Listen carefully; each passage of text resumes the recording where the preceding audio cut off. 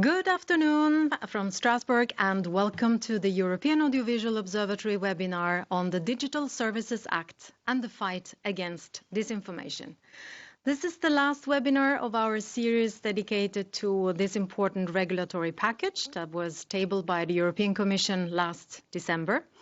And we are going to make our last focus part today on this important topic. My name is Maja Capello. I am the Head of Department for Legal Information at the European Audiovisual Observatory, and I will be your moderator today. We have viewers from all corners of the world, not only from Europe. Just to mention a few, today we have New Zealand, Mexico, Colombia, Argentina, Taiwan, Korea, South Africa, Ghana. So hello and welcome to all different time zones. To our audience, I would like to encourage you to intervene via the chat box and the Q&A box that you find on the toolbar on the right-hand side of your screen. You can do that at any time. We'll make sure that we pick up your remarks at a good moment during the event. Just a few introductory words on my side to bring you a bit into the mode. You certainly know that the Digital Services Act package has a very specific aim, that is to modernize the legal framework concerning digital services that are operational in the European Union.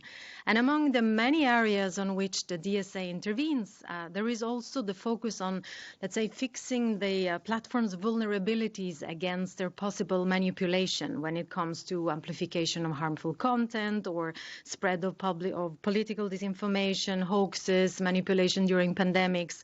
And today's webinar will take a look at how the DSA enters on the scene in an ecosystem where already quite many actions and initiatives have already been adopted and put forward.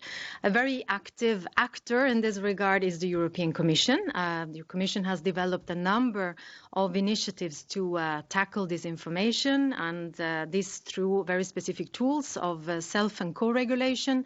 The Commission has also adopted a set of principles in order to ensure a guidance and a benchmark on how to best do it.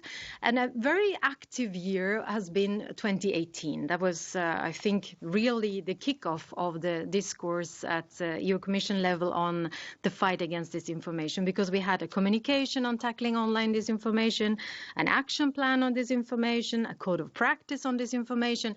So here we are 3 years later, and the DSA comes.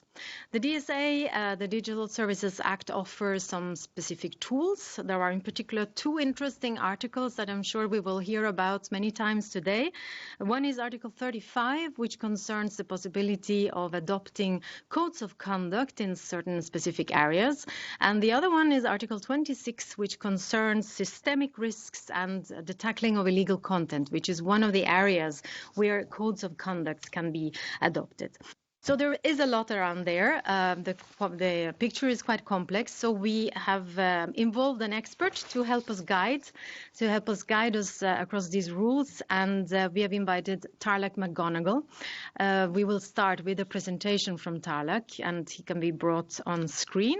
Tarlak is professor of media law and information society at the Leiden Law School. He's also associate professor at the Institute for Information Law, EVID, at Amsterdam and the law school, the long-standing partner of the observatory. And Tarlak regularly advises and writes expert studies for various branches of the Council of Europe, the EU, the OSCE, the UN. So I feel he's really the right person to have here today. Welcome, Tarlak. Very happy that you can join us today.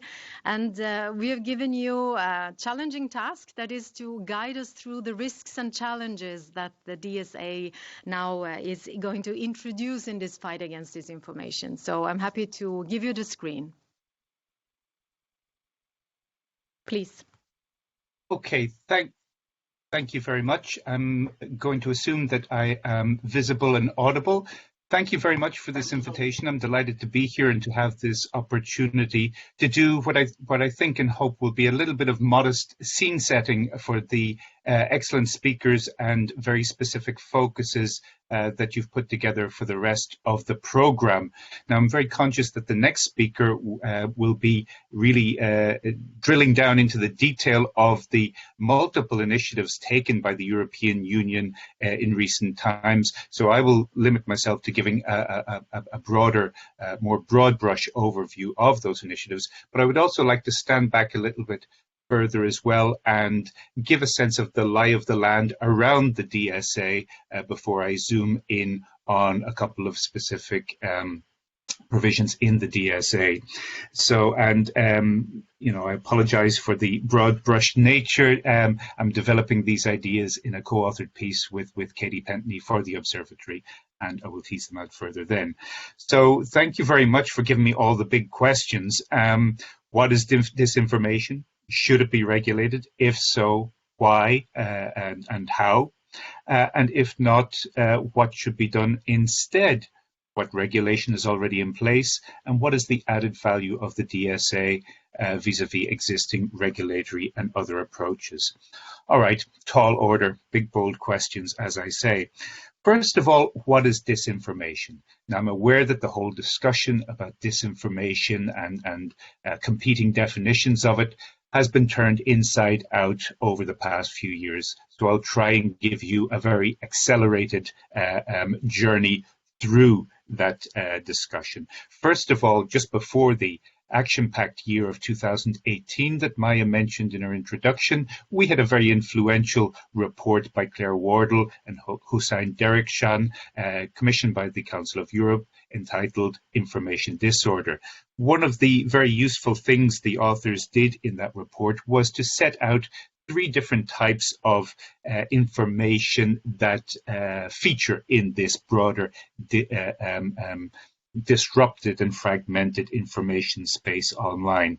They were disinformation, namely information that is false and deliberately created to harm a person, social group, organization, or country. Misinformation, information that is false but not created with the intention of causing harm.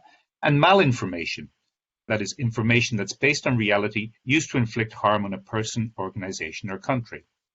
All right, so that got the ball moving, so to speak, certainly in European policy circles. Subsequently, the high-level expert group and the European Commission's communication built, largely followed, but refined in some respects, this definition, and they worked with the definition of disinformation being verifiably false or misleading information which is created, presented, and disseminated for economic gain or to intentionally deceive the public, and may cause public harm intended as threats to democratic, political, and policy-making processes, as well as public goods, such as the protection of EU citizens' health, the environment, or security.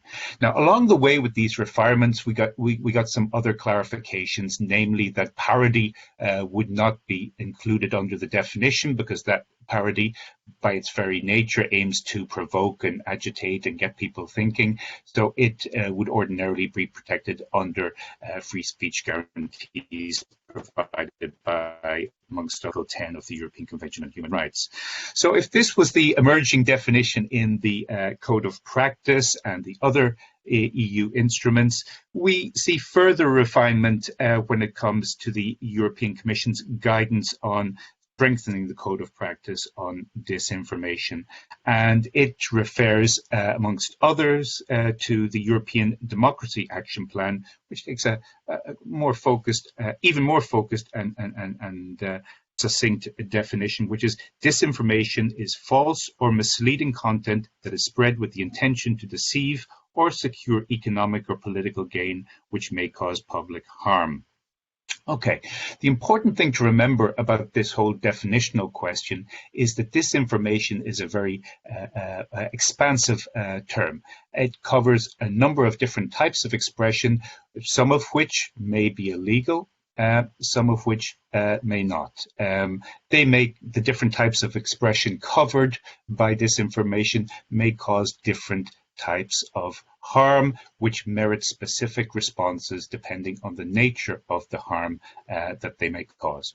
And some categories may not give rise to any major concerns. So it's important to disaggregate the term, and we see that approach of disaggregation coming to the fore in, amongst other things, the European Democracy Action Plan, because there they really zone in on types of disinformation which they describe as information influence or foreign interference in the information space, often carried out as part of a broader hybrid operation.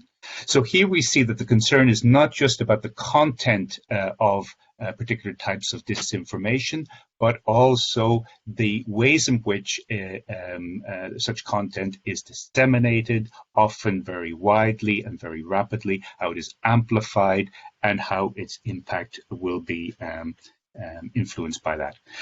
And I think this is the key difference between disinformation in its current incarnation and the types of disinformation that have been preoccupying regulators and policymakers and human rights activists throughout history when it comes to the scope and limitations of freedom of expression. You're not just dealing with the propositional content, you're not just dealing with the truth or falsity of particular content. It's now about the sophistication with which disinformation is being produced, the scale on which it's being produced, the speed and effectiveness with which it's been disseminated. And all of this points to a very complex and particularly online information ecosystem where all of this takes place. You've got a range of different actors involved in the creation, dissemination, amplification, or the restriction of this information, and it's important to take that very differentiated, to be clear-sighted in differentiating between the different actors and the complexity of their roles. And any regulation dealing with disinformation has to take that into account. It's sometimes useful, I think, to imagine disinformation as an oil slick, this thick, viscous substance that spreads sometimes very rapidly across the surface of the ocean of information. And depending on currents in the water or wind directions, that the spreading of this substance, which contains certain toxins, can go very quickly and happen very widely. I think to deal effectively with this kind of disinformation, there need to be two important regulatory approaches. On the one hand, there is, and you see this coming to the fore in a number of different regulatory and policy initiatives, there needs to be investment in the ecosystem as such, put in place measures and structures that will ensure that the regime for freedom of expression is robust and resilient. The threats to freedom of expression and information and media freedom were very much accentuated in the COVID period, and this is also true about the accentuation of the dangers of disinformation. So very important to invest in systemic measures and be preemptive and preventive when it comes to countering disinformation. But then once disinformation is spread, it's important to tackle it, to try and limit its harmful impact across the range of perceived or concrete harms that it occasions. So there's a clear double strategy involved in regulating disinformation. I think it's important to be aware, in terms of positional awareness, it's important to be aware of what's going on at the Council of Europe. We've got emerging case law from the European Court of Human Rights, which is paying particular attention to the importance of protecting expression that can contribute to the ensuring the integrity of communications in electoral periods, and a growing attention for the dangers of expression that would undermine and deliberately harm such processes. On the other hand, we see in the standard setting arena of the Committee of Ministers in particular, a number of successive recommendations that are looking at the rights and responsibilities of internet intermediaries, and we see emerging and ongoing standard setting concerning election communication and media coverage, and the impact of digital technologies on freedom of expression. We'll hear more about the European Union's approach in just a moment, but I would just like to flag, before my time runs out, flag a couple of key provisions in the Digital Services Act. We'll get back to the detail in due course. One of them was indeed, as Maya mentioned, Article 26, which is a key part of the risk assessment and mitigation regime, along with Articles 25 and 27. And all this regime concerns, in particular, the very large online platforms. And the emphasis on risk assessment, I think, is very important, particularly for the very large online platforms, because they, it's through their wide reach that one can expect the impact will be greatest. However, a word of caution, I think it's important. I'm going to have to wind up now.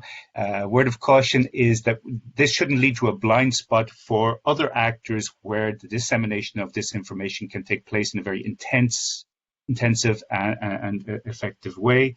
And I think the guidance of the Commission about strengthening the code of practice is very important insofar as it has it envisages making use of the provision Article 35 to strengthen the code of practice as a co-regulatory regime. Thank you very much, and apologize for going slightly over time. Thank you, Tarlak. I love this image, quite disgusting actually, of the oil slick, but on the ocean brought by the streams and the wind. I think it gives a very clear image of the kind of danger that we have. And Tarlak, you will be now you're not on the screen, but you will be in listening mode now for the rest of the little hour, and I'll be happy to bring you in again for your impressions after the panel discussion. But we are not there yet, because since the Commission has been mentioned many times, we thought that, well, who is the best placed to allow us make a little guided tour behind the scenes, if not the Commission itself. So we are very pleased to have Christina Stumpf with us. Welcome, Christina. Christina is the head of Media Convergence and Social Media Unit at DG Connect at the European Commission. And this is, for those who don't know, the unit in charge of the Commission's policy in this field, combating disinformation online. And Christina, during the past 10 years, has held various positions within DG Connect, so she knows the topic from various perspectives. So we are very happy to have you here. We have heard about the code of practice. We have started to hear a little bit about the rules in the DSA. The guidance has been mentioned, but now from you, Christina, it would be great to know a little bit more about this journey, how you got there, and how do you see the next steps? Because the DSA is not yet adopted, but I feel that maybe this code doesn't need to wait until the final adoption of the DSA. So I'm happy to give you the screen, and the floor is yours. Thank you. Thank you very much, and it's my great pleasure to present this afternoon the Commission's policy and recent initiatives in tackling disinformation. Indeed, I will focus this afternoon on the presentation of the Code of Practice and the recently issued guidance in interplay with the Digital Services Act. Before I dive into that, I would still like to set the scene a little bit with illustrating the problem. Let me also put a couple of slides that can help you with the process. Yes, so that's very good. Perfect. Thank you very much. So I think I don't have to go at great lengths that online disinformation is a significant concern for citizens. Eurobarometer surveys have illustrated this consistently. Citizens are exposed to disinformation and they are concerned about this, not just about disinformation content in social media, but also news sites, messaging apps, search engines, and so on. And we have also taken these into account when issuing the guidance. Also, to further illustrate the problem, I think the COVID crisis has unfortunately not only opened a new chapter in our lives, but also when it comes to disinformation. The phenomenon, or what we see there, is as such not new, but it has put the spotlight even more on existing problems, such as, for example, the continued monetization of disinformation content, where, for example, reputable brands end up with their advertising placed next to disinformation content, thus basically incentivizing those players. And also, we have also seen that the measures put in place by platforms may not necessarily be applied in the same way across the EU in smaller or bigger languages. That is, for example, the case for fact-checking, where, for example, content in English or in bigger languages is much more subject to fact-checking and tagging. So basically, more than double of the English content is fact-checked and tagged than other languages, and the problem is even bigger when it comes to smaller languages. Still staying very quickly with COVID, we have put, therefore, at the Commission, monitoring program in place where the online platforms that are signatories of the Code of Practice are monthly reporting about the actions that they are taking to tackle disinformation. And this has also put the Code of Practice to a stress test. I think the results are, on the one hand, very encouraging, because the platforms have done, I would say, more than ever before to tackle disinformation. This, for example, giving authoritative sources to the users on vaccination and so on, and other measures to tackle disinformation. At the same time, the monitoring has also still shown the shortcomings of the current approach, the current Code of Practice, and these learnings have very much fed into the guidance that we have recently issued. Coming to the guidance, indeed, it was already mentioned that the Commission has already started its comprehensive policies to address disinformation since 2018. A result, or an important result of this, was the Code of Practice on Disinformation, which is a self-regulatory code that brings together big online platforms like Facebook, Twitter, Google, TikTok, Microsoft, or Mozilla, with commitments on how to tackle disinformation. I will illustrate these a little bit later, what are these type of commitments. But basically what we have done is that 1 year after the Code of Practice has started its operation, we have assessed how it works. And on the one hand, we have seen that it is a very good first step. At the same time, we have also seen that stronger commitments would be needed so that this code is really able to tackle these important societal issues.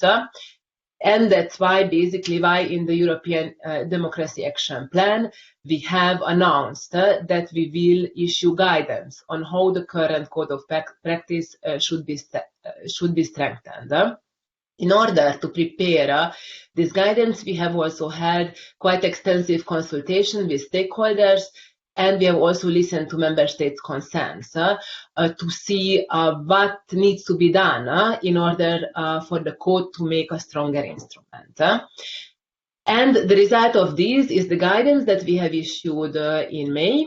If you have the time at the moment, I really encourage you to look into this. This is a 25 pages document that basically goes in depth of what the Commission would expect from the signatories of the Code of Practice to put in place to strengthen this instrument.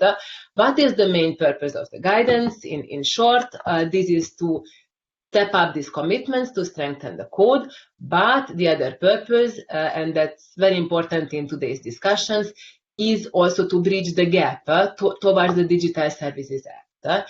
Because indeed, the Code of Practice and the Digital Services Act have to be seen together. The idea is basically that the Code of Practice of disinformation that is currently a purely self-regulatory code would be through the Digital Services Act, and notably through the combination of Articles 26 and 35, elevated to a co-regulatory system. This means that the very large platforms that are under an obligation of the Digital Services Act to take measures to mitigate the risks that are stemming from their systems for the propagation of disinformation, to basically mitigate these risks. And how the platforms can do this is basically to be part of a code of conduct, like the Code of Practice on Disinformation, to mitigate these risks. This means, however, at the same time, that once the digital service is adopted, and obviously depending on the final form that it will take after the co-legislator's decision, the Code of Practice on Disinformation will have a regulatory oversight system. So basically, it will become regulatory teeth. And I think this really brings this response to the next level. Then I will not be able to go into all the areas of the guidance in great detail, but I will go very quickly through it so that I give you an overview on what are the areas of the code. Because basically in the guidance we go through all the areas of the current code of practice, and we set out quite in detail how the already existing commitments should be taken further by the signal. Before going into these different areas, it is also important to stress that, as explained at the beginning, the code has today a limited number of signatories, and we very much encourage broader participation in the code so that it can achieve basically a much more efficient coverage and effects when it comes to online disinformation. These players could be smaller platforms, specialized platforms, and also the different players from the advertising ecosystem, because only through a very strong cooperation between all these players can a real progress be achieved. What would be the areas of progress, so to say? As mentioned, one of the key areas is the demonetization of disinformation. This means to take steps to avoid advertising placement next to disinformation content on websites that are propagating disinformation, videos that are about conspiracy theories, and so on. So that is really to cut the financial incentives. Another area, a special area for regarding advertising, is to give more transparency for political advertising and issues-based advertising. Here, the initiative goes hand in hand with the Commission's upcoming initiative on political advertising and issues-based advertising. But the Commission believes that already, in preparation of this, more can be done in this area. Then, very quickly, other areas of the code and the guidance are strengthening the integrity of services against manipulative behavior. The current code already has a number of measures, for example, regarding fake accounts or bots, but as you know, the methods are much more sophisticated like this, so we expect platforms also to add commitments to address other types of manipulative behavior like deepfakes or opaque involvement of influencers. Then, very quickly, we also foresee a very strong chapter regarding user empowerment. This is basically to give users more tools to navigate in the online environment, and also to give them instruments to, for example, flag disinformation and to participate also in the fight against disinformation. Then another area where more progress needs to be done is to give access to data for researchers to look more into this phenomenon, also to be able to provide the right solutions, and also to achieve a broader fact-checking coverage, as already mentioned at the beginning, and also the integration of the information coming from fact-checkers into the systems, for example, to avoid advertising placement next to disinformation content that has been debunked by fact checkers. Last but not least, of course, we will also need to see the success of the code, and this can be done only based on effective key performance indicators, and we suggest a set of these, and these would obviously come together with a reinforced monitoring of the code. To complete the picture, we also foresee a transparency center where the signatories would make it very clear also to the public how the different commitments of the code have been implemented. And as this is an ever-evolving phenomenon, we also foresee a permanent task force to update the code to the upcoming challenges that we will certainly face regarding disinformation. So this is basically the guidance, and now basically the next steps are for the signatories to come up with a strengthened code. We have already kicked off the process with the Commission, and the signatories declared that they are ready to come up with a strengthened code by the end of the year. So I think with all that, we have a very good plan to take the fight against disinformation to the next level. Thank you very much.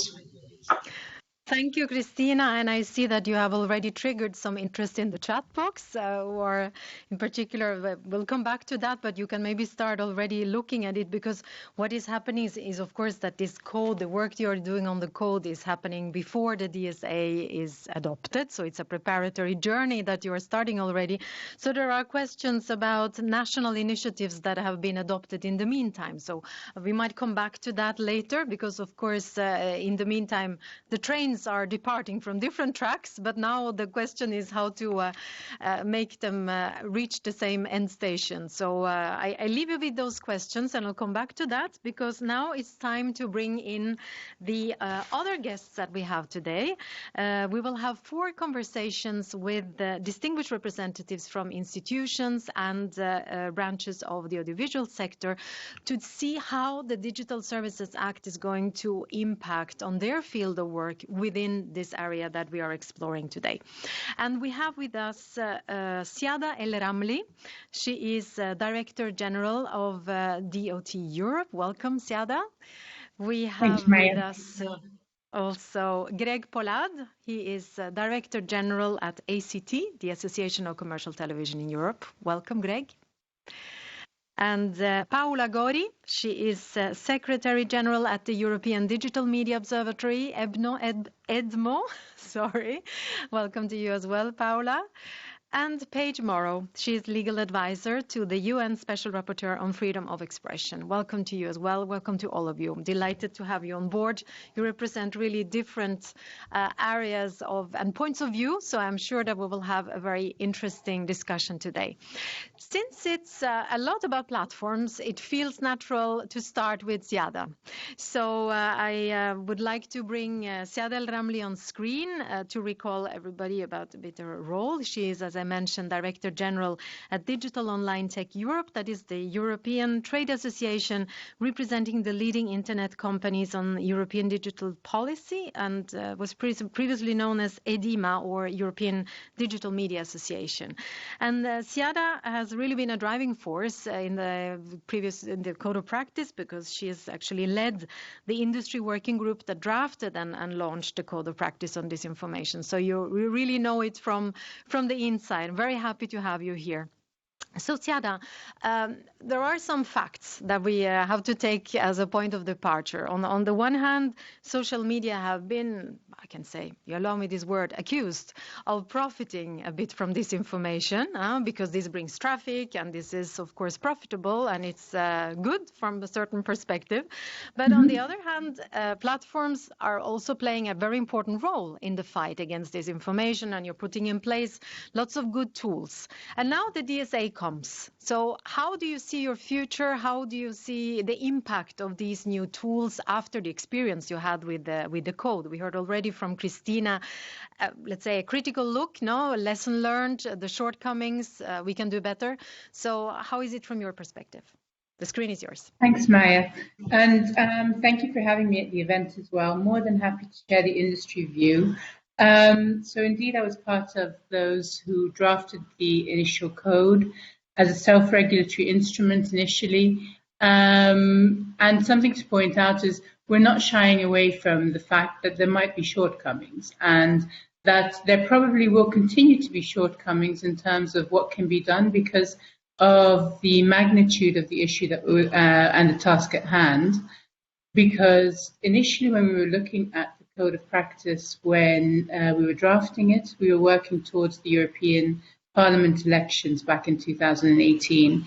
So we were looking at it mainly from a political disinformation standpoint, with some focus on other issues as well and issue areas. But we could never have imagined how the code of practice and the commitments that were made would have to translate for a global pandemic setting, for example.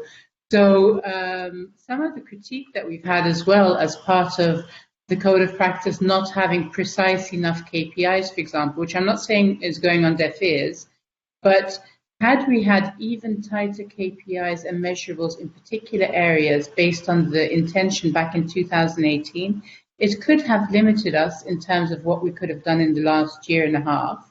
And frankly, there we need to also recognize, again, the role of the Commission. So the Commission has had a continuous oversight of what this self-regulatory instrument has been doing by means of a dialogue with the signatories. As an organization, we're a signatory, but also our members are signatories as well, and how that translates into action. What we've also noticed is, with the best of intentions to tackle disinformation, we work a lot better when we're working with other stakeholders. So the fact that now in the guidance, it has been put forward to have a regulatory task force as such to co-regulate what is going to happen in the next steps is something that we welcome. The fact that EDMO and ERGA are going to be there to be the liaisons to facilitate a multi-stakeholder approach is something that we welcome, because we know that it means a lot more efficiency.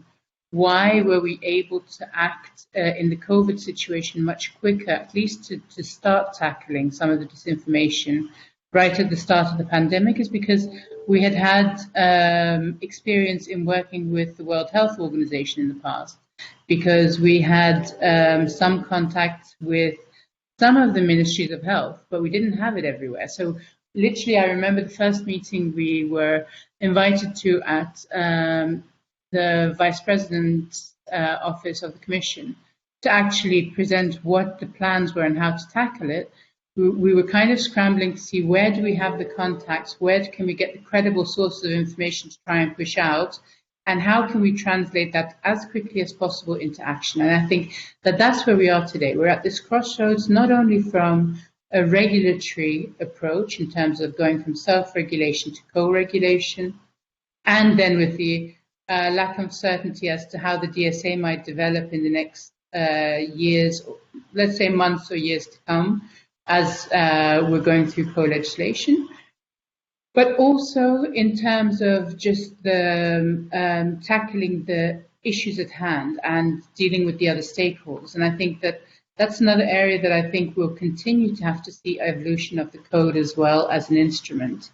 The other thing is obviously those stakeholders that also have, so we need to stay away from the space where it is going to be inhibiting freedom of expression, because as Tarek already mentioned, disinformation is not always illegal. So, and we're not going to be the judge and jury of what can and can't be put out there.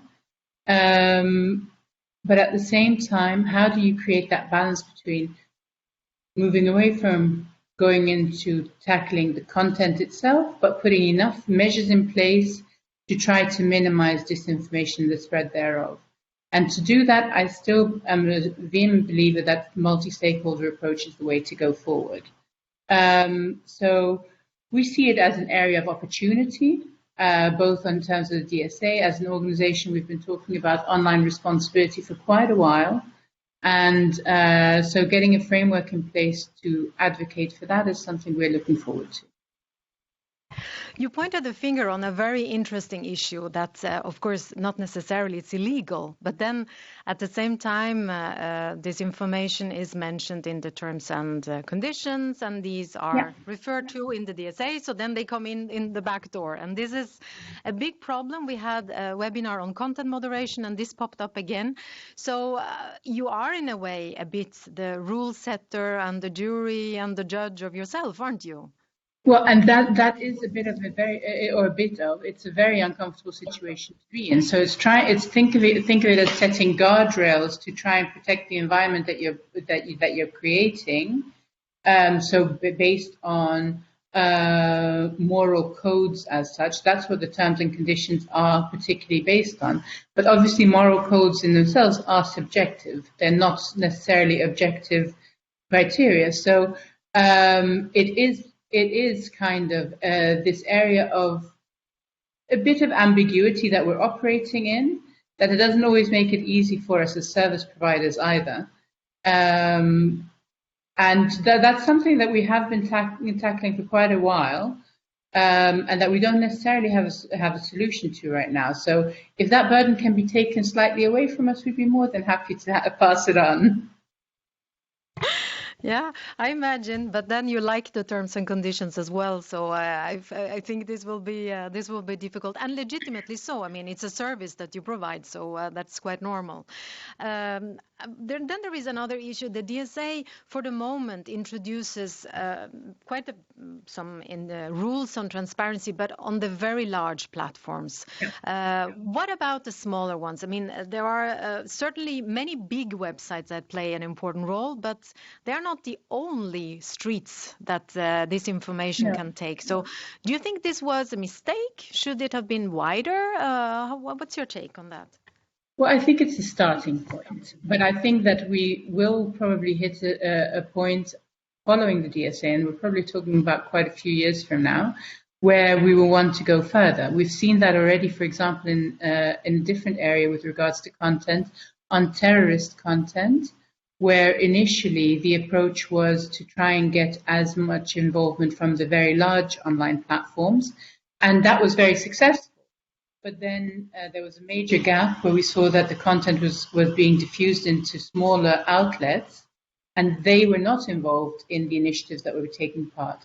I just think it's a good starting point, and that's why I'm saying I don't think we're also not with the updated code, not with the DSA. I don't think we'll have a silver bullet that'll be a solution. I think we're always going to be part of a longer evolution, part of a longer process where we'll just have to keep on developing both the regulatory mechanisms, the co-regulation, and that's where it'll be good to have a bit more pragmatism in how we do that through dialogue with other stakeholders, and the crucial role of the Commission, of the task force in herding that forward. Because I don't think that we can only think of updating regulation all the time. That probably won't be the quickest and the most pragmatic way to be able to do it. Yeah, no, the multi-stakeholder approach is becoming a quite important regulatory way in many areas, and I guess this might be one of those. But now let's just presume that the DSA is not there. What's your feeling? Are you doing enough? Did you need the DSA? Would you maybe have done it in any case? What's your take, looking from your perspective now? Because you have certainly done a lot, but is it enough? So from our perspective, we've been working on this for 4 years, and last year, so start of 2020, as an organization, we issued our online responsibility framework paper, where we were actually requesting for more guidance on having an online responsibility for all stakeholders across the content distribution chain, because we saw that was lacking. Both in terms of regulatory approach, but also in terms of how to tackle the concerns that are valid concerns with regards to content dissemination online. And so we would have continued our proactive approach. So we actually were knocking on doors at that stage, asking to get some guidance from the regulators as well. And have we done enough? I can tell you that the attitude of the industry has changed as well a lot. Like the recognition of our responsibility as actors has increased dramatically, even in the time that I've been working with them in the past 8 years with all of the companies. We are having open dialogues on that. As I said, we've worked actively for 4 years on proposing the framework ourselves. Not everything translates straight away. We're not the policymakers. We do need the help there as well. So the DSA is the starting point. That's fair. That's absolutely fair. Thank you very much, Siada. We will certainly come back to you later with the input also from the audience. I would now like to go to the other side and look at the more the traditional players, let's say, which is the world we have been used to so far, which is the world of the audiovisual media services. And we have here Greg Pollad with us. He can be brought on screen. Greg is Director General of the Association of Commercial Television in Europe, and you actually cover 37 European countries, so it's wider than the EU. And Greg is Director General of the ACT since 2015, but has been for a long time involved in European affairs discourse from various perspectives. So you can certainly give us the point of view from your side. And of course, we know broadcasters, they have always been subject to more stringent rules. That's where we start from. Social media, they are entering now on stage. But it's also true that broadcasters, they have played an important role as watchdogs and providing curated content, and with a special form of responsibility also in providing news and verified information. So what's your take? How do you see here the balance between what you have been doing? Is there so far, is there something more that you can do? Is it only on the other side? We've heard Siada speaking about a multi-stakeholder dialogue. How do you see the audio AVMS providers in this context? The screen is yours. Thank you so much, Maya. And thanks for having me today. First of all, I'd like to say that, of course, you're right? We are extremely regulated, and I think that's a good thing.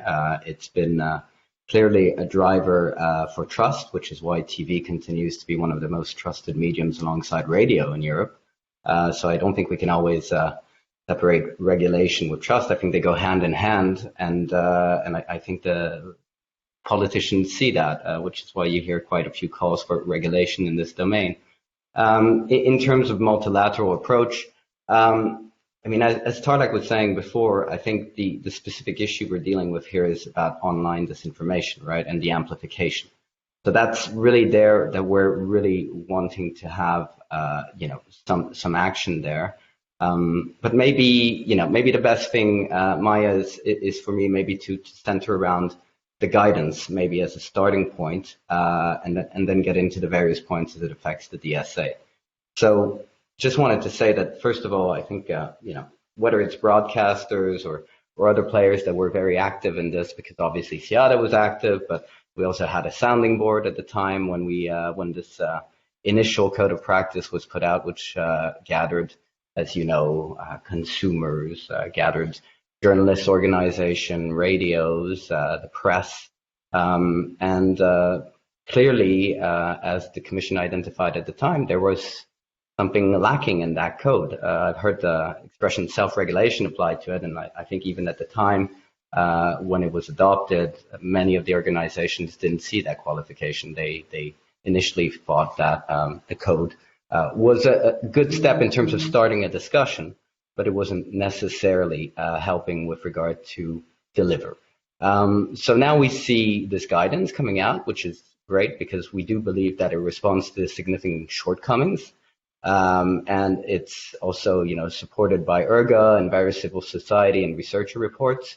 So for us, we confirm that view, obviously, and we'd like the code would require significant improvements, of course, to become an effective tool at tackling disinformation online. So with this guidance, the Commission has clearly demonstrated that it understands the need for a real step change in its expectations. And that doesn't come out of nowhere. Of course, we've had the events in January in the United States. We've had COVID with the WHO calling out what it should call the infodemic. We've had numerous instances of disinformation being deadly, or people setting fire to 5G stations. So clearly there's a need to act. Because particularly as, you know, I'll just quote Commissioner Breton here on this in the presentation of the guidance. Well, none of the platform signatories has respected the code, at least not what we wanted in its integrity. So the announcement of the guidance is therefore a very positive political sign towards greater accountability for online platforms. And we welcome that and commend the Commission for responding to the call from broadcasters, press, radio, journalists, fact checkers, researchers, and academics for basic confidence building measures. And this call for a monitoring of the code grounded on key performance indicators, an extended scope to tackle both misinformation and disinformation, a recognition of the importance of advertising transparency, a data access framework, the creation of permanent disinformation task force, and more generally, the commitment to a co-regulatory system, we believe are all positive elements of the guidance. And it'll be incumbent, of course, to the signatories of the code to deliver structural responses to these issues at hand, and really build tools that we see as delivering. However, maybe if I can outline a few elements that we see could be strengthened in the upcoming drafting exercise. I think, first of all, there's always been, and there continues to be, an issue with regard to transparency. What I mean with that is verifiability. So how do we verify the claims of platforms regarding KPIs? And that was a core issue with the initial code, and it remains, which is verifiability. So how can institutions, regulators, and to a certain degree researchers and other expert entities verify the monitoring results provided by the signatory? So the guidance in today's proposals call for a data access framework for researchers, for example, but it does not set out how regulators may request such data to ensure that the commitments made by signatories and the monitoring results provided are correct. And of course, we acknowledge that these frameworks need to be delicately balanced, but it does seem kind of a bit incoherent to allow a framework for researchers, but not regulators. Of course, the latter, the regulators have the knowledge, experience, and independence to deal with these issues, and for us, this will require the access to support the Commission as part of its responsibilities under the strengthened guidance. Finally, without any sort of sanction mechanism as foreseen by the Commission's self and co-regulation principles, we are kind of concerned that the renewed code may not sufficiently incentivize signatories to act. So in this sense, I think we're asking the Commission to better incorporate these dimensions. And at minimum, I think we'd ask the signatories to commit to independent audits immediately, rather than wait for the DSA to kick in order to effectively monitor the verifiability of the code. Again, all the reports that we've seen are great, etc., but I don't think anybody in this chat here can assure hand on heart that they know and have verified these, because clearly nobody has access to that data except for the platform. So what happens between now and the DSA? What are the interim measures and plan B should the DSA be modified in the ongoing legislative discussions? Well, the reliance of the guidance on the DSA, which is under current negotiation, of course, is quite concerning to us. The DSA has just begun its journey for the legislative process, and it's unlikely to come into force before 2023, 2024. Furthermore, the provisions in the DSA that the guidance relies on may change as co-legislators work on the text. We've seen some initiatives already to try and delete the codes of conduct. So we really need a plan B, and we can't wait that long. Just in 2020, you should know that there are over plus 30 local, regional, and referendums across the Council of Europe countries. So the revamped code of practice should therefore front-load, incorporate, and make binding commitments with regard to a number of obligations foreseen in the DSA proposal, notably on advertising and recommender systems transparency and independent auditing. Extending know your business customer obligations, we believe, in the DSA, and therefore in the commitments beyond marketplaces, would also be helpful in effectively tackling the systemic spread of disinformation. Now let's just talk about the code of practice itself and its drafting and review and acceptance. Well, with a view to developing the code into a code of conduct as foreseen in the communication, We call on the Commission Greg, to really I need to stop you a little bit now, because I've tried many times to make myself visible, but I was, I'm sorry. because time is running. No, it's fine.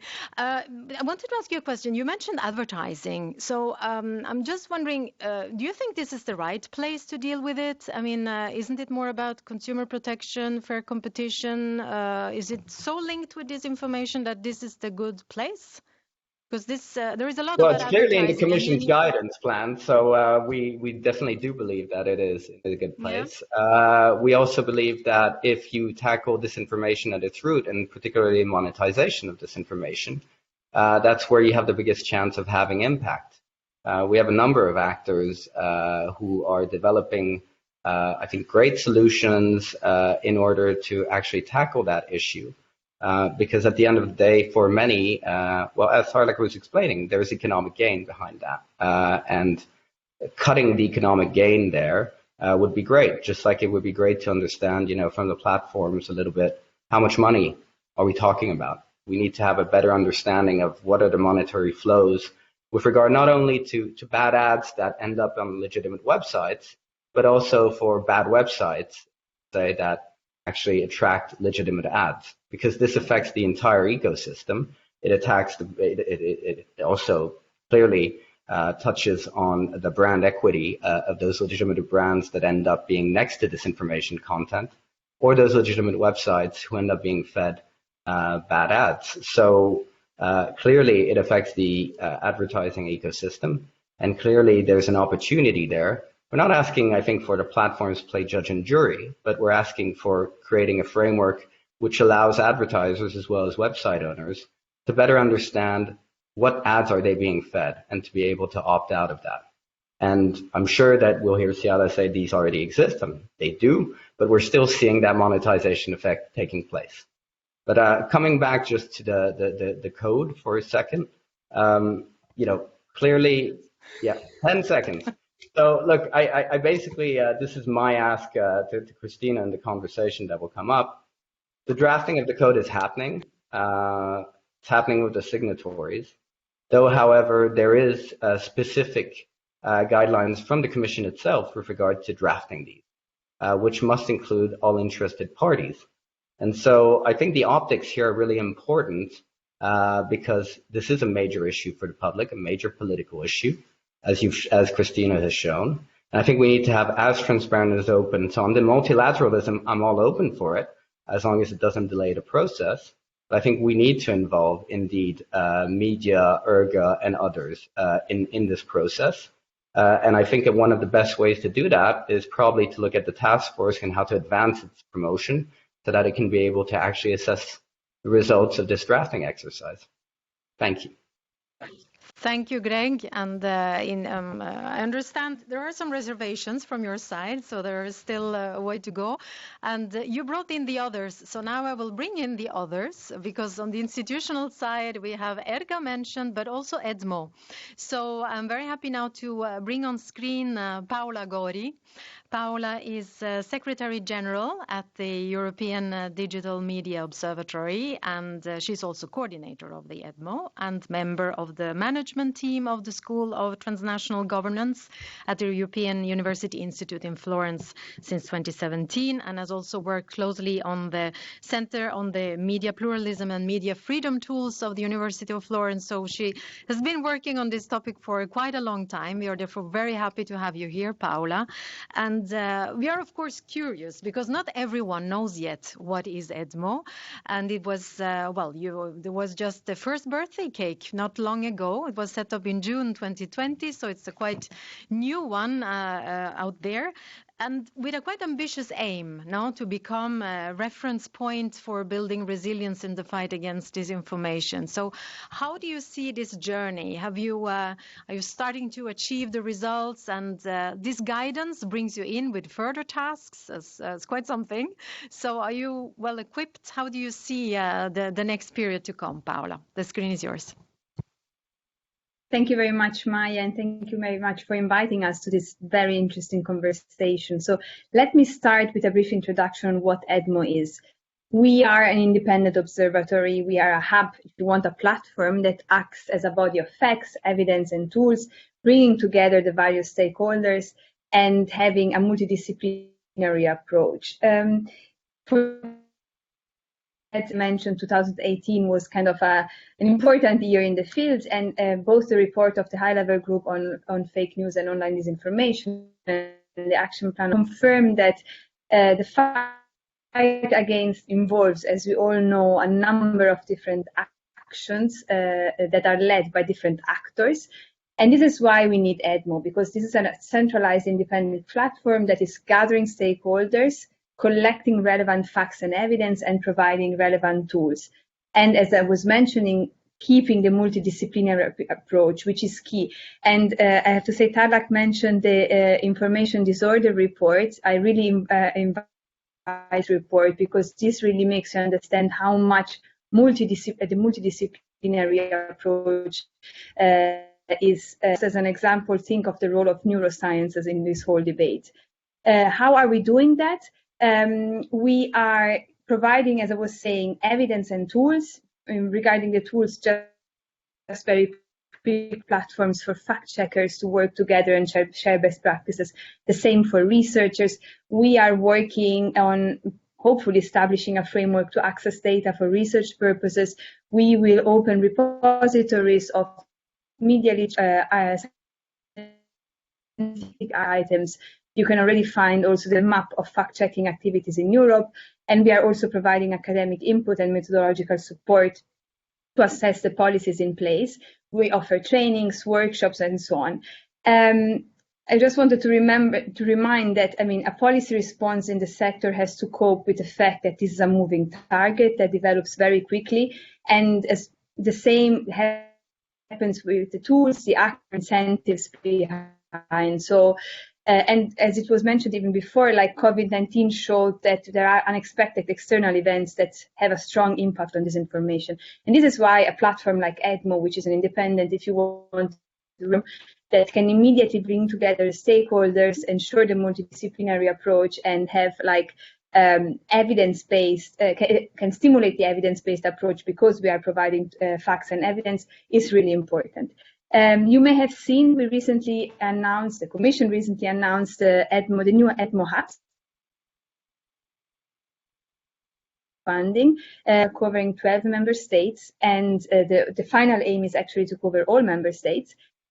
And their main macro areas, if you want, are on one side detecting and analyzing disinformation campaigns at their local level,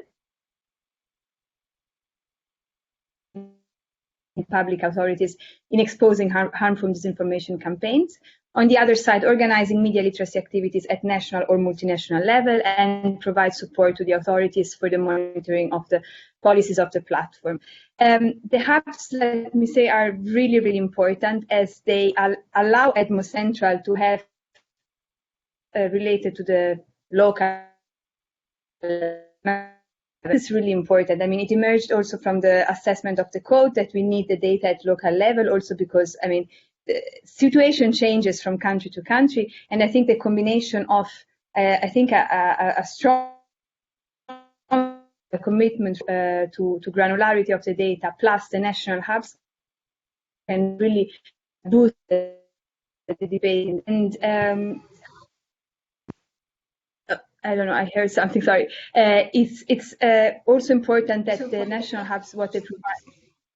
Paola, do you want to try to turn off your video? Yeah, but we hear you very badly. Okay. So I'm just wondering if you maybe try to turn off the video. Sorry, yeah. Maybe you will charge your bandwidth a bit less. Can you try? Can you hear me well now? Better, yeah. We left you at the data that are necessary at local level. That was the last thing you mentioned about the local hubs. Okay, very good. So it's okay. Let me also say that having an image of what happens at member state level can also ensure comparison, sharing best practices, and overall collaboration. And now, when you invited me, you were asking which is the challenge the DSA is giving to EDMO, how will the work of EDMO change? And I think it's a difficult question, because it's difficult now to have an answer. But let on what we are doing, what is in the proposal of the DSA, and what is in between, which is the guidance. So one thing, I mean, it's clear, EDMO is an independent multi-stakeholder platform. And we know, and it was mentioned even before, the multi-stakeholder approach is very important. And EDMO as an enabler of such discussion it happens now, it will happen during the guidance, and I'm pretty sure it will continue also afterwards. I mean, and also the DSA is still like stressing the importance of collaboration between actors. The second point, we already mentioned the code of conduct of Article 35 of the proposal of the DSA. There, I mean, as it was mentioned before, right now the guidance foresees a role for EDMO, quite important role for EDMO. What I think is that the new code will be a strong exercise for this code of conduct. I mean, the moment we will this code before related to the code, to the current code of practice, and so whatever EDMO is doing to stimulate the discussion in the sector, work in the permanent task force, the work on the structural indicators, and so on. This is something that can be kind of brought as an experience when we are about to move to the DSA. Let's see the final test of the DSA, of course, when it be adopted. Absolutely. As I was mentioning,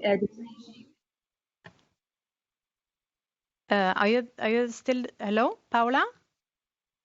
Now I think we lost. To conclude. Yeah, I just wanted to conclude. See? Yes. Can you hear me? Yeah, I can hear you now. Yes. On a third point. Very good. I just wanted to conclude that, I mean, the Article 31 of the DSA of the proposal foresees the access to data for the vetted researchers. We know that EDMO is working on a framework to access the data of the platforms, useful in case we succeed when the DSA will be in place. So I think these are at a macro level where we can see EDMO's involvement, and I mean, we will see then step by step how much. Absolutely, there is still a way to go. And while you were talking, of course, there are questions that come spontaneous. I remember when I used to work for the Italian regulator, there was also the question, who controls the regulator? And here as well, we're talking about the fact checkers and who checks the fact checkers. Is this a question where we will find an answer to, Paola? What's your take on that?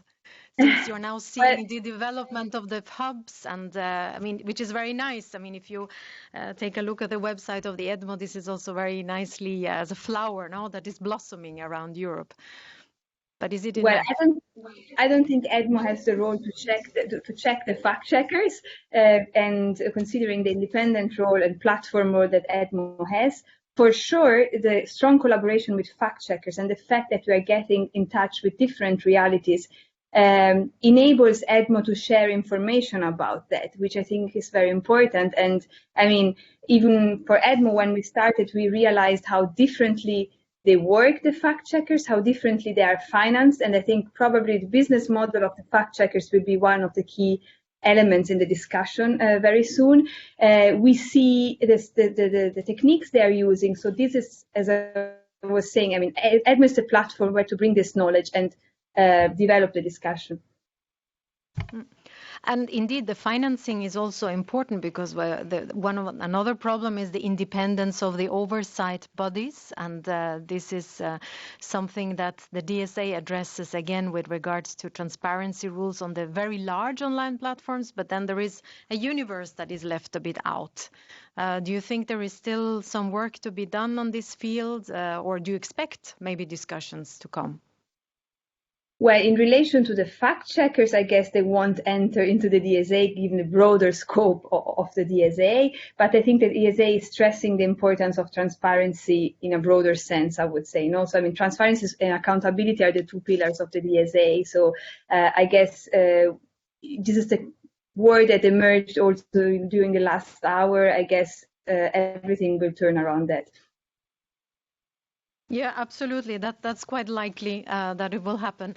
I will now let you come back later after we have had our conversation with Paige Morrow, who will now call on screen. So thanks for now, Paula, and I will get back to you with some questions from the chat box.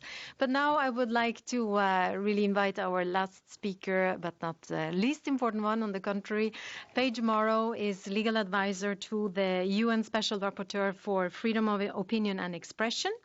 Paige provides legal support on the impact of digital technology on freedom of opinion and expression, media freedom, safety of journalists. And she's also senior legal officer at Article 19, which is a leading international human rights organization. And the reason why we have invited Paige today is to bring in a bit of view of what happens with the users of the services. They have a quite complex role. They are the recipients, they are the distributors, they are the creators of content. They have many mixed roles in the users. And we have talked a lot today about how to intervene in the fight, but then if we fight too much, we might also risk that we leave out a significant part of the conversation. So what is your take on the impact on freedom of expression, on the risks, let's say, of overblocking, overdoing? Do you see risks there, or do you think that the guarantees and the safeguards are already there? The screen is yours, Paige. Thanks so much, Maya. For the purposes of facilitating an interesting debate, what I'll do is just be a bit provocative in the way that I sort of frame my intervention. And I will oversimplify the DSA by saying that it essentially orders tech companies to promptly remove illegal content once it has been identified or signaled to them, or face large fines if they don't.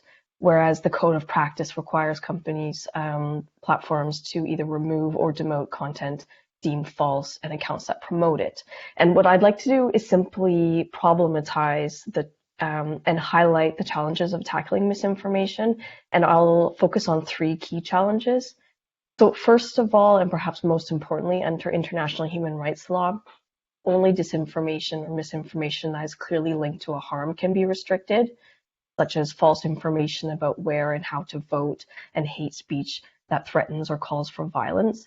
So much misinformation is legal because international human rights law, as well as EU member state law, don't distinguish between true and false information. It quickly becomes very difficult to disentangle untrue facts from opinions, and we don't want governments or private companies to decide what is true or false behind closed doors.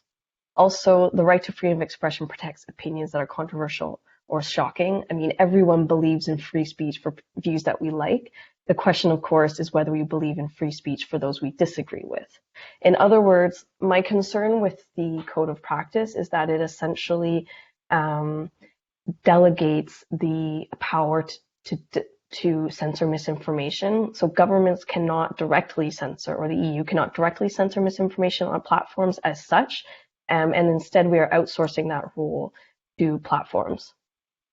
Secondly, simply banning misinformation doesn't address its root causes.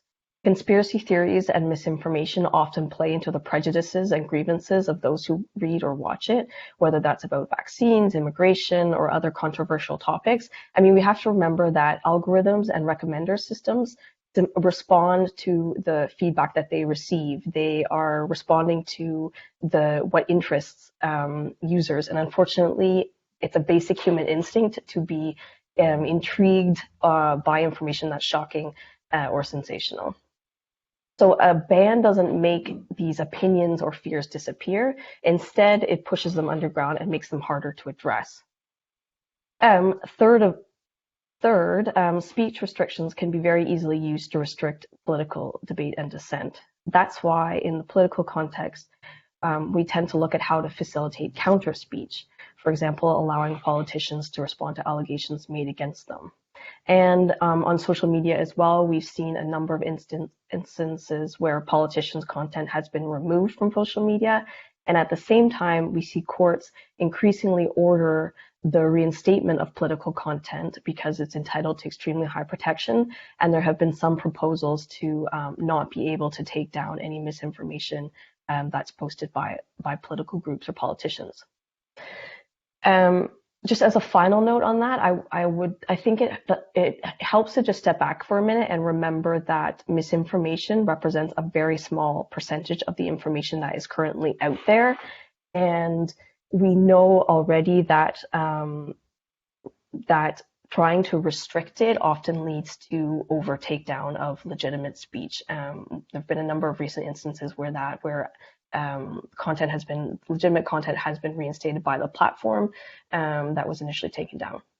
So that isn't to say that we shouldn't do anything about misinformation, but we should just be cognizant that these are systemic problems that need thoughtful and long-term solutions, and none of them are easy. So first of all, the best antidote to false information is to inoculate society by ensuring a steady stream of high quality, diverse sources of information. So, independent media, this goes back to the role of media, media literacy programs, and then also proactive disclosure of information that the public needs. So information like in the context of the pandemic around infection and vaccination rates. Secondly, due process is important. The DSA has some of that, which is great. And also rules on things like political advertising, which will be dealt with in a future proposal from the Commission. So it's not that we shouldn't be doing anything and that the code of practice is all bad, but I think it doesn't hurt to sort of take this broader view of how the pieces fit together. I take note of your reservations, and I think it's very important to place it in the bigger context, because indeed to lie is not prohibited, and freedom of expression is highly protected. I listened to the presentation of the report of disinformation of the special rapporteur this morning, and it was very interesting also the reference to the freedom of opinion, which is something that is usually now belonging to the inner sphere. So how do you see the risks of manipulations? Because that is mentioned in the DSA, the manipulative risks when it comes to the risk assessment mentioned in, I think, in Article 26. On this right, which is very special because it's, of course, something that is not externalized, but it's still important in order to develop freedom of expression, which is then the consequence. How do you see this? And then there are also some interesting questions here, some remarks which echo it a bit what you mentioned about what is false, which is not necessarily unlawful. So we come back again to the right to lie. But over to you, Paige. These were just some impressions. I would like to hear what you think. Well, on the point around freedom of opinion, it's an aspect that is getting increasing attention. In the context of platforms, what we often are concerned by is where a user could be unaware of the extent to which their worldview is shaped by the content that they're seeing. So that whether that is through videos that are recommended to them, or when they're using search engines, the extent to which the information that they're accessing actually influences their perspective and views of the world. And it's not the fact that they're receiving biased information per se, it's the fact that they may not understand the extent, they may think that it is providing them with an objective view of certain facts. And that is never the case, but in particular, it is responding to sort of invisible cues based on their own ideas and prejudices, and then directing them in certain directions where they may not be conscious of it. And I want to pick up some of the questions that are popping here during your intervention. Here there is one, for example, about what about other methods to combat disinformation that work with government and platforms and allow independent evaluation? And there is another one which is a bit opposite. What about governments that are active disinformation spreaders and intelligence agencies that also intervene in this? It's not, we used to talk about individuals, but that's not necessarily always the case. From your perspective, since the point of view of the UN rapporteur is worldwide, how do you see this, Paige? Yes.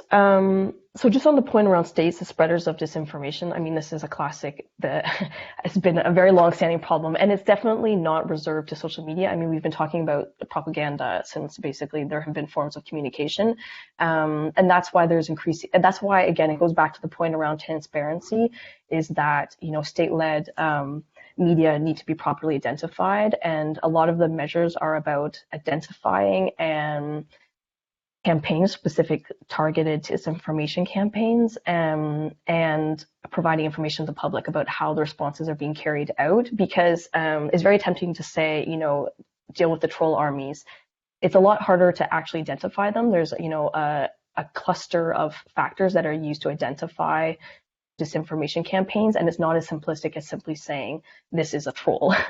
And so when we're talking about what to do practically to deal with these issues, it's about platforms being very clear about what policies are in place, transparent about how they're reacting to them, and recognizing that simply taking down accounts is not going to address sort of the root cause.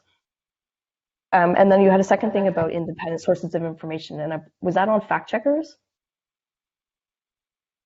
This was about if there are other methods to combat disinformation that work with governments and platforms and allow independent evaluation. It's I'm not sure what it refers to exactly, but yeah, I don't know. Alternative. You mentioned media literacy. That can be certainly a tool as well to combat disinformation. Yeah, no, maybe the person who asked the question can add something more. It was a question to you, so that was the thing. As you say, I mean, the media literacy is key. The sources, funding for independent media is, you know, a long-term solution. And then just finally on the fact checkers are hugely important. They are a way of responding to misinformation. I mean, the classic thing about fact checkers is that it provides a stamp of approval to a certain perspective, and which again, in the context of contested political speech is, you know, it can very quickly devolve into one person said versus another person said. And it can be difficult for fact checkers to challenge or to verify sources of information where there's a very strong element of opinion at the end of the day. Absolutely. I think this is indeed an angle. What is false and what is an opinion becomes even more blurred. So this is something to look more into. Well, thank you very much, Paige, for now. Now I would like to ask my colleagues to bring everyone on screen so that we can all a bit address some general issues that are popping up in the box here. There is some questions about what about the initiatives that are already popping out. This I will maybe leave to Christina, because this concerns a bit the impact of the DSA on ongoing initiatives that already apply. But these pleas on transparency that we see, I would like to maybe give Siada the chance to reintervene on this issue, notably access to data. Greg mentioned it's important to let the regulators access the data. Paola mentioned what is already foreseen in the DSA about researchers, so that you have the possibility to have an analysis. What's your take on this, and what could you maybe do more? Sure, I'm happy to respond to that. So let's just agree that there's a common sentiment that everybody would like to access the data. And that's the starting point. It's just to what end and what kind of data by whom. And I think that that's something, so we're not pushing back on access to data, but we have had moments as well where there have been bad experiences in sharing data. Some of the data as well, it's what kind of data needs to be accessed, as I said, by whom, to what end, and what safeguards can we put in place to make sure that when there is proprietary data, that is also respected, or trade secrets, for example, because that is obviously the competitive edge of the industry as well.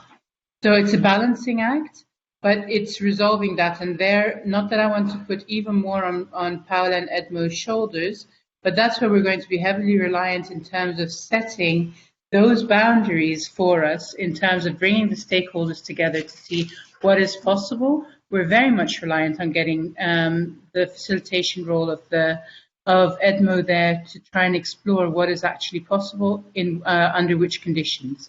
But we're not against access to data. It's just what kind of data. The other thing to think about in terms of access to data is we have had very often requests to provide data pretty much from day one, and that data doesn't just pop up. So if you see the first reports, definitely that we were reporting on, back in 2019, early 2019, on some of the commitments. It was very rough data. It wasn't to try and conceal anything. It was that we were still in the data aggregation phase. And that's one of the things that I've spoken to Christina, for example, and her team about, in terms of what is a realistic transition phase in taking what we as policy people agree on and write in terms of commitments into practical business operations where you've got the data sets that can actually be rolled out, where you've got the business processes actually happening, and making that a realistic process. So that's the other element that I'd like to bring out to the forefront, just to manage expectations. It's not that we don't want to, but it's also what is done. So yes, of course, there'll be preparatory work done as we're drafting the revision of the code, but there will also be a time needed to actually aggregate the necessary data, especially that we're talking about very granular data in terms of aspirations of the reviewed code, national and even sometimes more local than that, to be able to create that data. Those data sets don't exist. Well, I did take your point, but putting on my old cap as a regulator, I remember that we got these kind of answers also from the broadcasters at the time when they didn't want to give the data, but in the end they had to. So this is also an issue about enforcing, and I think the point of sanctions is important there. As long as there are no sanctions and data are not mandatory, this risks to be a bit of a vicious circle. But I would, there is certainly a long way to go still, maybe, I don't know, but I would like to bring in Paula again on the issue of the researchers, because what is currently stated in the DSA is this issue of the vetted researchers, and we know there is a big request of data also from smaller research institutes. And how do you see the work that EDMO is doing with regard to the research community? Because this is an important part of EDMO's work. Yeah.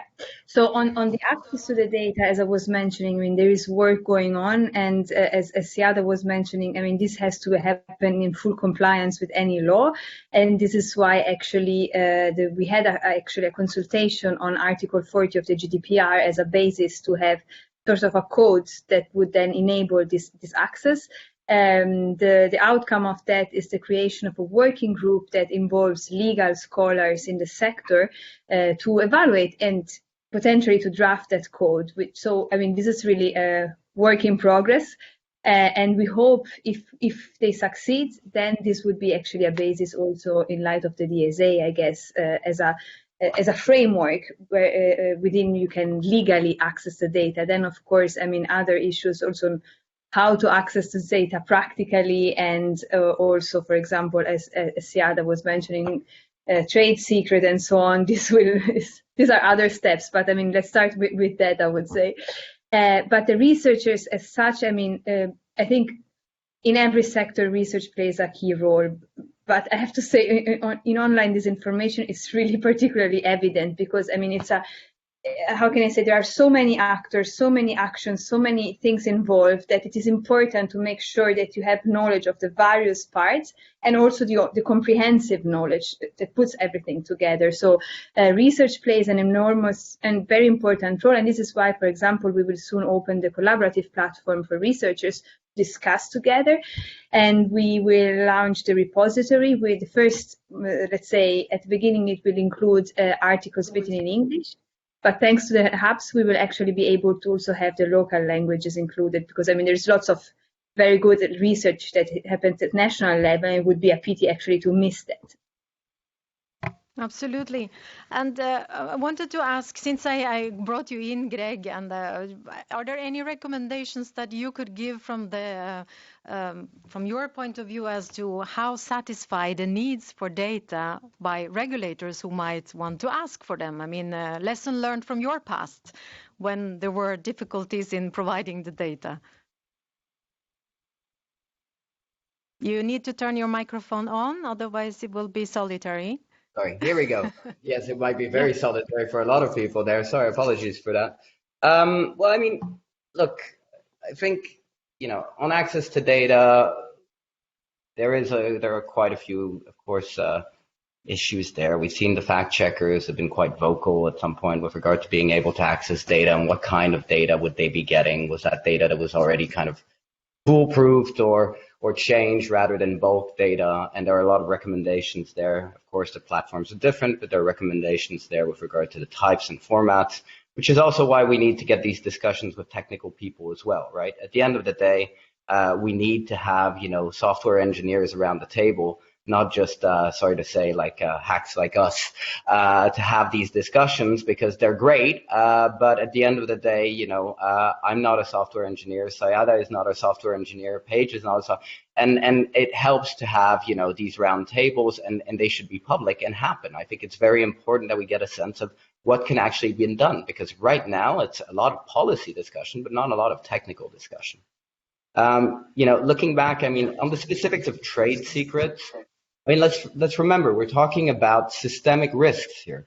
We're talking about things that gets people killed in Myanmar, that gets people to vote for Brexit. These are important things. It's not like, it's not another risk. So, we don't oppose that to banks when we're looking at banking risk. We certainly don't oppose it to pharma and other sectors. And we were talking earlier about oil spills. Others talk about, passive smoking. There is a serious risk at hand. So I'm not too sure about this trade secrets point. I don't think it's really valid in view of the risk we've seen, and they've been verified. And that's why, I think I need to give.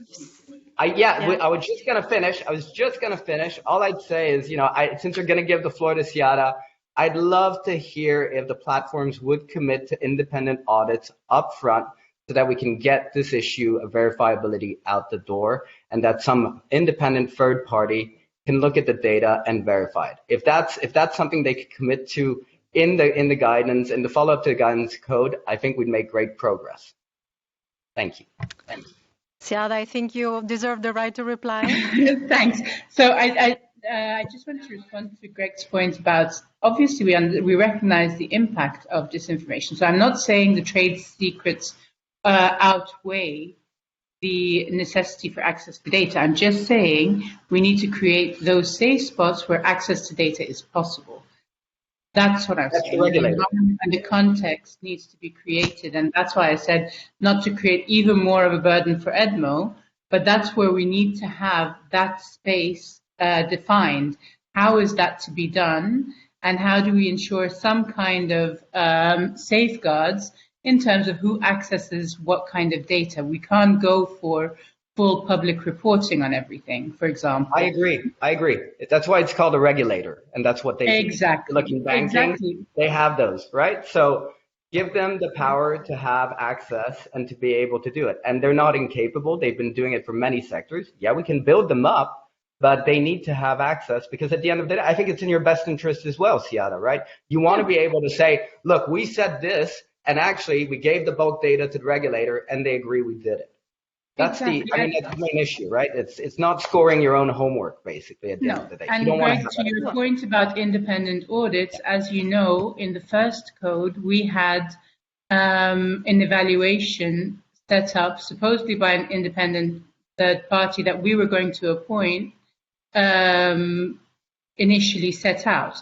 Now, the process as such changed completely in terms of the code of practice, and there was an evaluation by ERGA, there was an evaluation by the European Commission, and we completely backed down and we said we're not even going to do an evaluation, we're going to leave all the other evaluations to take place, because we think it's in the interest of the evolution of the code to see what the feedback is. And I think everybody who's been involved in that can see that that's exactly what we did. We stepped away.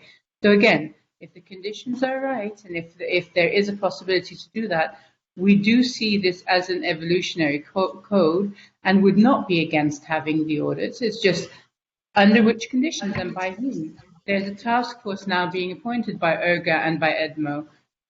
Will that be their role? Who's going to be doing that? So no, in terms of, I'm not signing on behalf of all of the companies, but at least from the .Europe perspective, you've got our word that we are fully committed to continue on the commitments that we've already signed on to.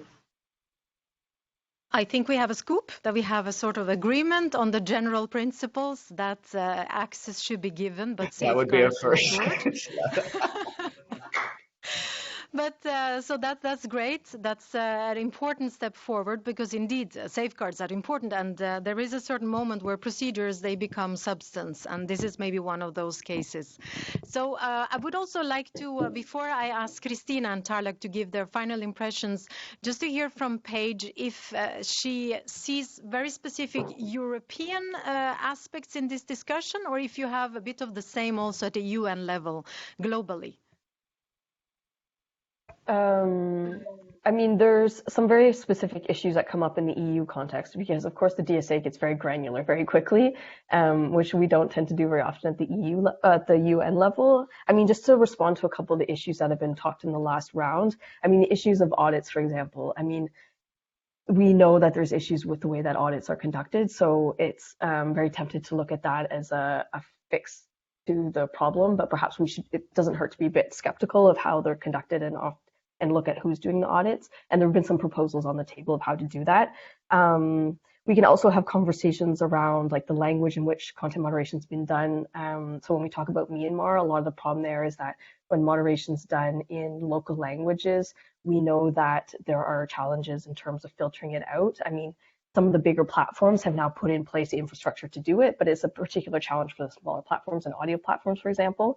And then just the last point on interoperability, if I could, because I mean, all this conversation is about the fact that our public discourse is now essentially controlled by platforms, and often the very large platforms. And I think it's very interesting when we look at DSA in the context of the DMA, which is of course trying to promote competition within the digital space, about looking at proposals to try to facilitate facilitate freedom of expression across platforms, sort of ideas about how do we open it up so that we're not strictly bound by a few very large tech companies. So that would be where I would close it on. Thank you, Paige. I think these were wise words to close the panel discussion and lead over to our final part, where you are most welcome to stay on screen. I would like to invite first Tarlak McGonigal, our expert who introduced the whole seminar, to give his impressions. You have now heard from different points of view. Your starting point, it's made it look very simple. Now I am afraid we have complicated the conversation a bit more. So what's your take, Tarlak? The screen is yours. Yeah, well, thank you very much to everyone for their contributions. I've been listening with they've really brought out the granular detail, to borrow Paige's expression, the granular detail of their different perspectives. But I think we see some real common driving themes through all of this. The first being the complexity of what we're dealing with, the centrality and the crucial role for a multi-stakeholder perspective with differentiated roles and responsibilities for each of the actors involved. What I also see is, again, as I hinted at in my initial overview, a real need for positional awareness. There is so much going on, and even just to pick up on the final remarks that were made by Paige there, if you look at what's going on at the UN level, at the Council of Europe, there's a lot of congruence there. For example, the Joint Declaration on Fake News, Disinformation and Propaganda from 2017, it very much goes to the heart of this idea of an enabling environment for free, independent, critical journalism, media, and other public interest content in the online environment, and how important all of that is. And again, another key takeaway, which is a point that's been made consistently by all the speakers, is there's no silver bullet, there's no panacea. And what we really need here is a root and branch approach, that we look at the root causes, and then we have the branches to deal with the problem when it emerges. And this differentiated approach necessarily includes investment, meaningful investment in structures and media literacy, transparency, accountability. And what we see with a lot of the buzzwords in the regulatory and policy discussion is, due diligence, impact assessment. These are all terms that have sometimes, unfortunately, been regarded as marshmallow phrases. They're a bit squidgy and you don't know what they mean. But there has been a political dynamic that has given more meaning to them. And what I think we're now seeing is, for a lot of these, we've reached the point where there is broad acceptance that these phrases need a bit of steel in them.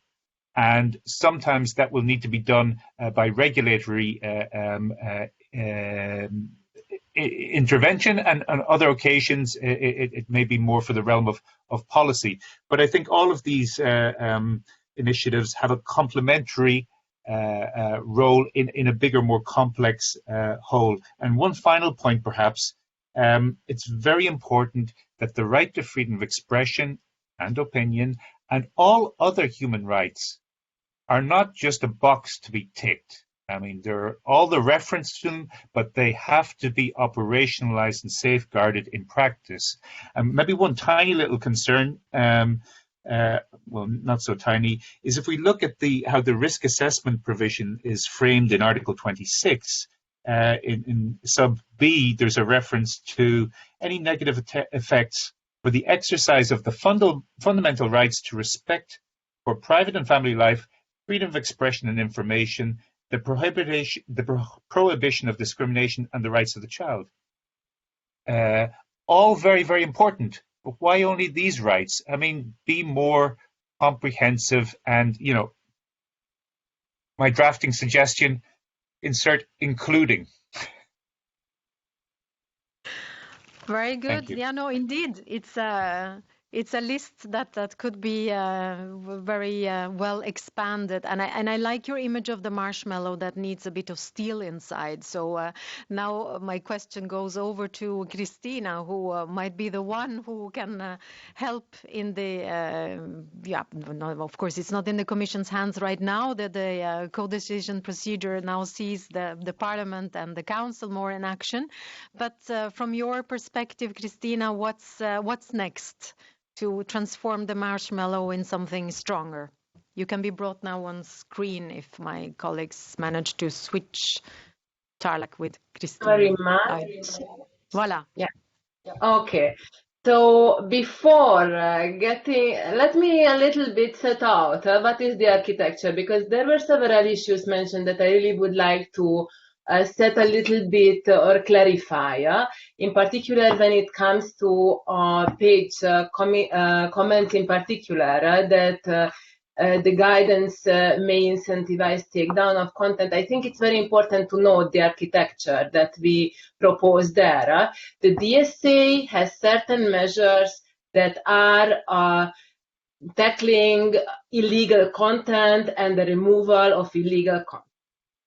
In the domain of disinformation, we are not, or mostly not, in the domain of illegal content. That is exactly why the Code of Practice and the guidance of the Code of Practice contains a variety of measures that platforms should take to avoid the propagation of disinformation.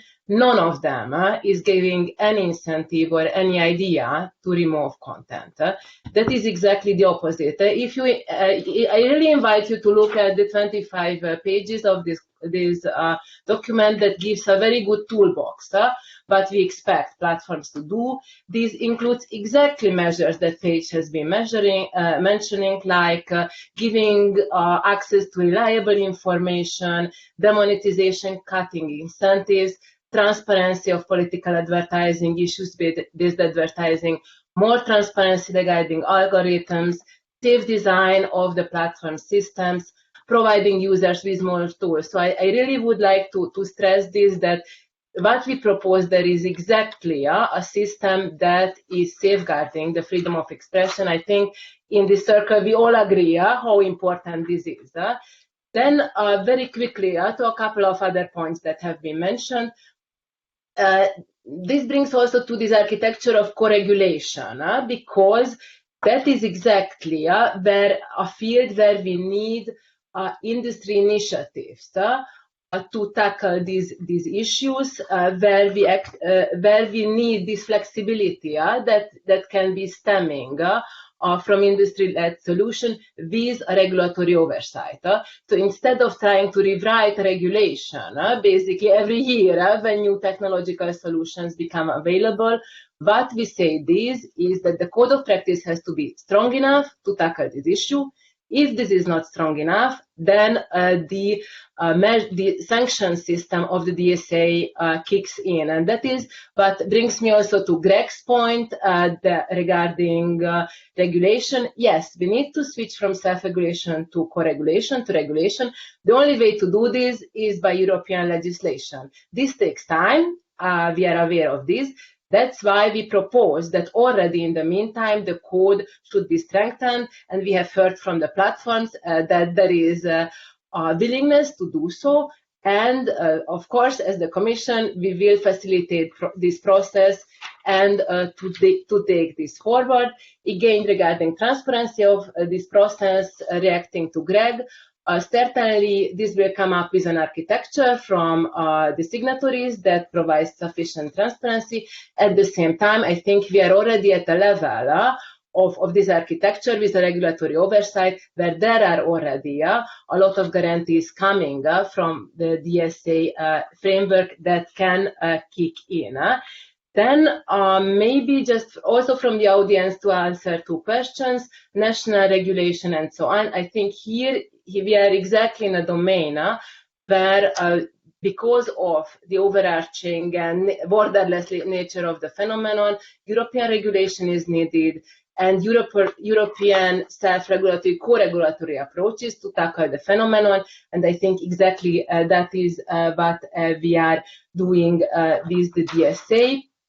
I would have certainly a lot of other points to react, but in the shortness of time, I think this is really just my conclusion, that this approach is fully in line and will make sure that fundamental rights are safeguarded. This problem can be only tackled through a multi-stakeholder approach. That is what we're proposing with all the players present here today. And I think with the DSA, we have also the necessary regulatory teeth to make this happen. Thank you very much.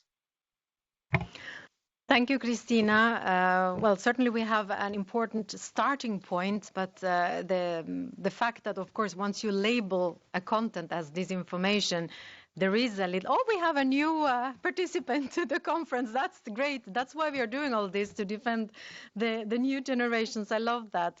It's the Page's baby that was on the screen. And no, the fact that you label a content as disinformation, in the end, you incentivize not to read that content. And that's, I guess, was a bit the point of Page, that this way you can have an impact on the freedom of expression and freedom of opinion, since then people will not have access to that kind of content. And if platforms are incentivized to take down because of a sanction, this might lead to overblocking. This is, I guess, was more her reasoning, not that the guidance as such was not a good toolbox. There is plenty of stuff in the guidance, and I see just the challenge of managing all of them. I see you would like to reply again, Christina. You wanted to add something more? Yes, I think it's indeed important. It's a complex domain, but exactly fact-checking. What happens there is basically labeling a content and providing information about it. These can, in certain cases, lead to a lower propagation of such disinformation, but the idea is not to take it down. The content is available there, but I think in view of this societal change, it is important to provide users with information regarding the veracity of the content, because I think the COVID crisis has shown it very well, how information that plays with the fears of the audience can basically completely compromise an approach out of the crisis. And I think really, if you look at the guidance, all the measures aim to provide information, to lower manipulation of the system and so on, but certainly not to pose basically to restrict the freedom of expression. So I think this is really a very important message from our side. Good. That sounds promising, and we will see it in action, because I think this is a concern, of course, of everyone. And Tarlak mentioning that it would be nice to enlarge even the list of human rights that could risk to be not considered, of course, goes also in this direction. So it's good that this is high on the agenda of the Commission. I think this is reassuring, and there is still a long way to go. We don't have time to go more into depth today, but I think we managed to give a little impression of all the different angles and complexities that we have out there. So I would like to thank you all, starting with Tarlak McGonigal from the University of Leiden and Amsterdam, Christina Stumpf, European Commission, Siad El Ramli, Europe, Paola Gori, EDMO, Paige Morrow from the UN Special Rapporteur on Freedom of Expression, our audience who was very active participating, and Greg Pollad from ACT, the Association of Commercial Television in Europe. And our audience, as I mentioned, we will take stock of all these exchanges for a publication that we have in the making. So both the discussions and the debates. And hello, Paige, it's lovely to see you back on screen again. And this publication will see also articles from our experts who have intervened in the series of events since February, a series that we are closing today, so with the last event. And I think we closed very nicely with even a sort of deal that was reached, so that's good. And so that's all for now. I would just say I wish you a lovely summer, stay safe, and goodbye.